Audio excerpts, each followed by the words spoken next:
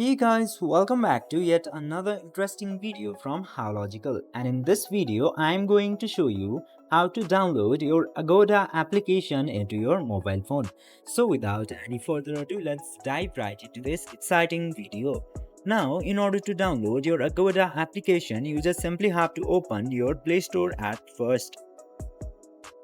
Then after opening Play Store, just simply search for Agoda into there. Then after searching Agoda, this Agoda book, hotels and flight application will appear into your Play Store. Just simply open that application and tap into this install button in order to install the application. And after tapping into install button, it will download the Agoda application for you depending on your internet connection. This way, you can easily download your Agoda application into your mobile phone. I hope this video was helpful for you. If yes, don't forget to like, share and subscribe to the channel to never miss another update. Thank you for watching the video.